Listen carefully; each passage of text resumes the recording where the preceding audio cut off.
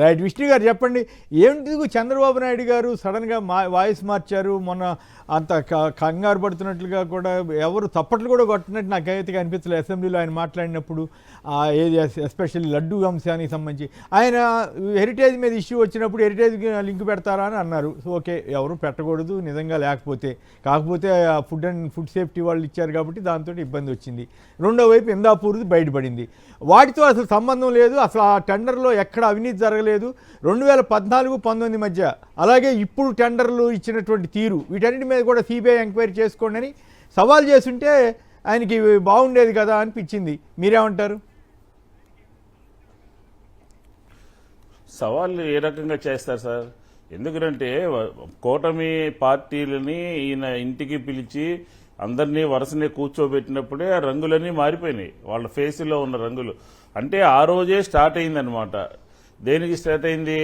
ప్రజలలో వ్యతిరేకత వస్తుంది, మనం డిఫెన్స్లో పడిపోయాము, దీని మీద నేను మాట్లాడటం కాదు, తెలుగుదేశం మాట్లాడటం కాదు, ఇతర రెండు రాజకీయ పార్టీలు భారతీయ జనతా పార్టీ జనసేన కూడా మాట్లాడాలి అని చెప్పని ఆయన ఇంటికి పిలిచి వాళ్ళతో కూడా మాట్లాడిచ్చారు కదా. ఆ రోజే ప్రారంభమైంది ఈ లడ్డూ విషయంలో తిరోగమనం స్టార్ట్ అయిందని, ఆయన చేసినటువంటి ఆరోపణలు తప్పు అని చెప్పని, సిబిఐ ఇచ్చినటువంటి రిపోర్టు కరెక్ట్ అని చెప్పని ఆ రోజు నుంచి ప్రారంభమైంది. శాసనసభలో ఆయన ఎంతో పెద్ద దీని కింద మాట్లాడాల్సినటువంటి మాటలన్నీ కూడా మాట్లాడేశారు. ఆఖరికి ఏ రకంగా మాట్లాడారంటే లడ్డూలో వేరే కెమికల్ కలుపుతున్నారు, బాత్రూంలో వాడేటటువంటిది అని చెప్పి మాట్లాడి దాని తర్వాత మళ్ళీ యూటర్న్ తీసుకున్నారనమాట శాసనసభలో. ఇది చాలా సున్నితమైన విషయము, దీని మీద మాట్లాడకూడదు అనుకున్నాను అని చెప్పని మాట్లాడటం అంటే వాళ్ళకి ప్రజా ఆగ్రహం, హిందువుల ఆగ్రహము, లేకపోతే వెంకటేశ్వర స్వామి భక్తుల యొక్క ఆగ్రహము తెలుగుదేశానికి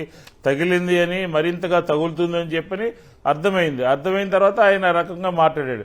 దీంతోపాటు ఇందాపూర్ సంగతి, ఇందాపూర్లో హెరిటేజ్కి రెండింటికి సంబంధం ఉందని చెప్పని నెమ్మదిగా బయటపడుతూ అత్యధిక రేటుకి ఇచ్చారని చెప్పని బయటపడుతున్నటువంటి తరుణంలో వాళ్ళ పత్రికలు రాయిపోయినా సోషల్ మీడియాలో విపరీతంగా వస్తున్నటువంటి సందర్భంలో హెరిటేజ్ యొక్క పరిస్థితి, వాళ్ళకు ఉన్నటువంటి ఇవన్నీ కూడా డమాలైపోతాయి, బహిరంగ మార్కెట్లో అమ్మకాలు కొనుగోలు తగ్గిపోతాయని చెప్పని దాని మీద ఒక ఇదైనటువంటి బ్రాండ్ పడుతుందనే ఉద్దేశంతో ఆయన ఒక వెనకడుగు వేసినట్టుగా కనపడుతుంది. అలాంటి సందర్భంలో ఆయన ఏ రకంగా డిమాండ్ చేస్తారు సిబిఐకి ఇవ్వని చెప్పని మొత్తం డొంకంతా కదులుతుంది కదా.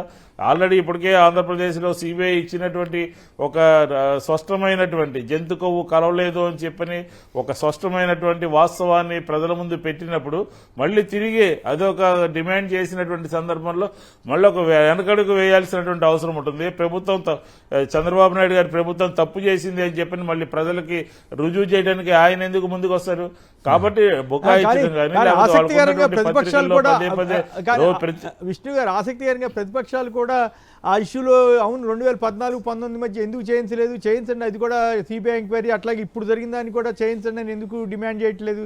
పెద్ద సీరియస్గా ఎందుకు ఆ ఇష్యూ మళ్ళీ తిరుమలకి అప్రతిష్టనా లేకపోతే ఏమిటి? తిరుమలకి అప్రతిష్ట ఉంటే అసలు వాళ్ళ జంతు కొవ్వు కలిసింది, లేకపోతే ఇంకో కొవ్వు కలిసింది, లేకపోతే ఇంకొక ఆయిల్ కలిసింది అని చెప్పినటువంటి సందర్భంలోనే ముఖ్యమంత్రి గారికి సలహా ఇస్తారు.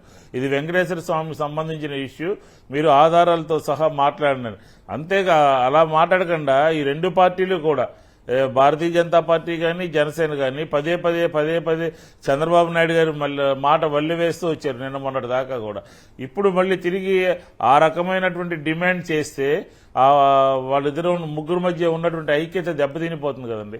వాళ్లే కాదు, వాళ్ళ గురించి నేను అడుగుతుంది రాబోయే రోజుల్లో లేదు ప్రతిపక్షం గురించి. ఇప్పుడు వైసీపీ కానీ లేదా సిపిఐ సిపిఎం కానీ కాంగ్రెస్ కానీ వీళ్ళెవరు అయ్యా మాట్లాడొద్దని అన్నారు తప్ప మరి వాటి మీద కూడా ఇప్పుడు ఎంక్వైరీ చేయండి అని అడగట్లేదు. ఎందుకని అనవసరంగా ఇష్యూ అవుద్దనా ఏమిటి?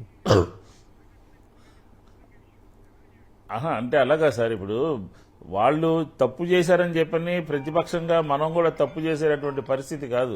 ఆల్రెడీ ఎందుకంటే తిరుపతి దేవస్థానం లడ్డూ విషయంలో మనం ఎంత ఆచితూచి మాట్లాడితే అంత మంచిది అని చెప్పని పార్టీ లైన్ కూడా ఉంది. అలాంటిది వాళ్ళు మాట్లాడినట్టుగా ఆధారాలు లేకుండా వాళ్ళు మాట్లాడినట్టుగా ప్రజలకి తప్పుదోవ పట్టించే విధంగా ప్రతిపక్షం మాట్లాడాల్సినటువంటి అవసరం లేదు. అయినప్పటికీ కూడా ఇందాపూర్కిను లేకపోతే హెరిటేజ్కి ఉన్నటువంటి సంబంధాన్ని ప్రజల ముందు పెట్టడం జరిగింది. ప్రజలే నిర్ణయిస్తారు అన్ని విషయాల్ని కూడా. కాబట్టి ఆ రకంగా చంద్రబాబు నాయుడు గారి లాగా ఎదురుదాడి చేయటము, లేకపోతే లడ్డూని రాజకీయంగా వాడుకోవడం కోసం చూడటం, హిందూ మతాన్ని రాజకీయంగా వాడుకోవాలని చూసేటటువంటి కార్యక్రమం వైఎస్ఆర్ కాంగ్రెస్ పార్టీ ఎప్పుడు కూడా చేయదు.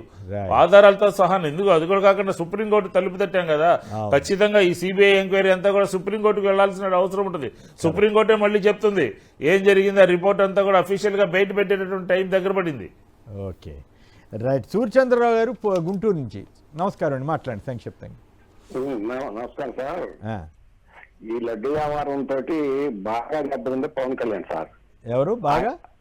పవన్ కళ్యాణ్ అండి. ఆయన ఆ రోజులో మెట్లు కలిగే కన్నా అది చంద్రబాబు మాటలు వ్యతిరేకించి కనుక నడితే ఇవాళ ప్రత్యామ్నాయంగా వైసీపీ ప్రత్యామ్నాయంగా ఇది అవకాశం వచ్చేదండి. ఆయనకు కూడా మంచి ఎలివేషన్ వచ్చేది, గౌరవం పెరిగేది. కరెక్ట్, బాగా చెప్పారు, దాంట్లో తప్పు లేదు. రైట్, ఇట్లా అర్థవంతంగా మాట్లాడితే బాగుంటుంది. కరెక్ట్. పురుషోత్తమ రెడ్డి గారు చెప్పండి. నిజంగానే నాకైతే సరే ప్రతిపక్షం అధికార పక్షం అన్నట్లు ఉన్నప్పుడు ఒక ముఖ్యమంత్రి గారు అంతకుముందు చేసిన ఆరోపణలు, ఆ తర్వాత వచ్చిన పరిణామాలు, ఈ క్రమంలో ఆయనే ముందుకొచ్చి దీని మీద కూడా ఎంక్వైరీ చేసుకోండి నేను ఎందుకు అనలేకపోయారనే ప్రశ్నకి మీ దగ్గర ఏమైనా సమాధానం దొరుకుతుందా? అంటే కొమ్మినేని గారు, ఈ విషయంలో జగన్మోహన్ రెడ్డి గారు చేసిన ప్రకటనే అందరికీ మోడల్గా ఉండాలి. జగన్మోహన్ రెడ్డి గారు ఏం ప్రకటన చేశారు, ఆయన పైన అన్ని నిందలేస్తే ఆటోమేటిక్గా నీ సంగతి ఏంటని అంటారు. కానీ జగన్ గారు తిరుపతి దేవస్థానం విషయాలు ఏం మాట్లాడారు, మా పీరియడ్లోనే కాదు వాళ్ళ పీరియడ్లో కూడా జరగదు, ఎందుకంటే అది గొప్ప వ్యవస్థ అని చెప్పి మాట్లాడారు. ప్రతిపక్ష నాయకుడు ఎవరు అటు మాట్లాడరు, మేము గొప్ప, ప్రతిపక్షం వాళ్ళు అధికార ప్రకటన తిడతారు. అందుకు భిన్నంగా నేను ముఖ్యమంత్రి గారు ఒక ప్రకటన చేశారు, ఇది సెన్సిటివ్ ఇష్యూ అని. పూర్తిగా వారితో నేను ఏకీభవిస్తూ అది మీ నుంచే స్టార్ట్ కావాలి, ఎవరైతే సెన్సిటివ్ అన్నారో వాళ్ళ నుంచే స్టార్ట్ కావాలి, దీన్ని ఎవ్వరూ మాట్లాడకుండా ఫైనల్ గా ముఖ్యమంత్రి గారు రియలైజేషన్ కనపడతా ఉంది. కానీ ఇది కాదు ఉండాల్సింది, ఏమంటారు, సున్నితమైన విషయం కాబట్టి నేను ఆ రోజు అలా మాట్లాడాల్సింది కాదు, ఇంకా నాతో సహా అందరూ ఆపేద్దాము, సుప్రీంకోర్టు ఫైనల్ జడ్జిమెంట్ వచ్చిన తర్వాత దాన్ని బట్టి మనం వ్యవహారాలు నడుపుదాము అని ఒక ప్రకటన గారు ముఖ్యమంత్రి గారు చేస్తే మొత్తం ఆగిపోతుంది పరిస్థితి. కానీ ముఖ్యమంత్రి గారు సున్నితమైన విషయం అంటారు, ఎవరిని మాట్లాడొద్దు అంటారు, కానీ వాళ్ళు మళ్ళీ మాట్లాడతారు. దీన్ని మీకు గుర్తుంటే ఉండవల్లి అరుణ్ కుమార్ గారు మొన్న ఒక ప్రకటన చేశారు, నేను ముఖ్యమంత్రి గారి ఇంటికి వెళ్తే ముఖ్యమంత్రి గారు నాకు పింగాణి కప్పులో కాఫీ ఇచ్చారు, నేను బయటకు వచ్చి ఈ కప్పు దేంతో తయారు చేస్తారో తెలుసా, బాత్రూంలో వాడే కాంబోర్డ్తో తయారు చేస్తారంటే ఎంత అసహనంగా ఉంటుంది, పోలికేంటి అని అన్నారు. చాలా గొప్ప మాట అది. దీన్ని ప్రభుత్వాలు సీరియస్ గా తీసుకోవాలి. ఎందుకంటే మన పోలికలు దేని పోలిక చేస్తున్నాం, మనం ఉచ్చరించడానికి కూడా వాడలేని పదజాలాలు వాడుతున్నాం.